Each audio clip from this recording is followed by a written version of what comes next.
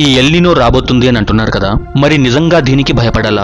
దీనివల్ల చాలా నష్టం జరుగుతుంది అని కూడా అంటున్నారు. అసలు ఎల్నినో అంటే ఏంటి, అది ఎప్పుడు వస్తుంది, దానివల్ల జరిగే నష్టాలేంటి అని ప్రత్యేకంగా మన భారతదేశంలో కలిగే నష్టం ఏంటి చూద్దాం. సాధారణంగా పెసిఫిక్ మహాసముద్రంలో నీరు ఒక స్టాండర్డ్ టెంపరేచర్ లో ఉంటుంది అండ్ ఆ సముద్రం మీదుగా తూర్పు నుంచి పడమర దిశగా గాలులు వీచుతూ ఉంటాయి. కానీ ఈ గాలులు బలహీన పడితే పెసిఫిక్ మహాసముద్రంలోని నీరు ఎక్కువగా వేడెక్కుతుంది. దీనివల్ల కొన్ని దేశాల్లో ఎక్కువ వర్షాలు, కరువులు, ఉష్ణోగ్రతలు పెరగడం వంటివి జరుగుతాయి. ఈ ప్రక్రియనే ఎల్నినో అంటారు. ఇది కేవలం సముద్రంలో జరిగే మార్పు మాత్రమే కాదు, ఇది ప్రపంచవ్యాప్తంగా ప్రభావితం చేస్తుంది. ప్రపంచ వాతావరణ సంస్థ ప్రకారం ఎల్నినో 2026లోనే రావడానికి 80% కంటే ఎక్కువ అవకాశం ఉంది. అలాగే అది నవంబర్ వరకు కొనసాగేందుకు 90% ఛాన్స్ కూడా ఉందని తెలిపింది. అంటే ఖచ్చితంగా 2026లోనే ఈ ఎల్నినో వస్తుంది.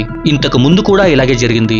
1997-98లో వచ్చిన శక్తివంతమైన ఎల్నినో ప్రపంచవ్యాప్తంగా భారీ వరదలు, కరువులు, వ్యవసాయ నష్టాలకు కారణమైంది. అంతకంటే భయంకరంగా 1877-78 కాలంలో జరిగిన ఎల్నినో ప్రపంచవ్యాప్తంగా తీవ్ర కరువుని సృష్టించి కోట్ల మంది జీవితాలను ప్రభావితం చేసింది.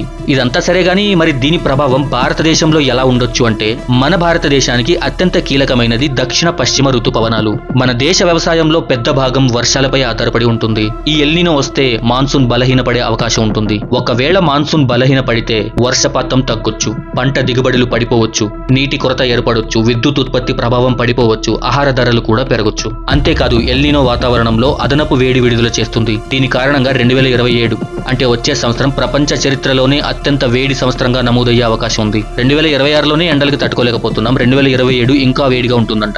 ఇప్పటికే వాతావరణ మార్పుల వల్ల భూమి వేడెక్కుతుంది. దానికి ఎల్నినో కూడా తోడైతే పరిస్థితి మరింత తీవ్రంగా ఉంటుందని హెచ్చరిస్తున్నారు. ప్రపంచం మొత్తం ఈ 2026లో ఏర్పడే ఎల్నినోని చాలా క్లోజ్ గా మానిటర్ చేస్తుంది. ఏదేమైనా అలాంటి పరిస్థితి కనుక వస్తే కరువు కాలంలో, కష్టకాలంలో ఒకరికొకరు తోడుండాలి, ఒకరికొకరు సహాయం చేసుకోవాలి. అప్పుడే అందరూ కలిసి ఆ పరిస్థితులని ఎదుర్కోగలం.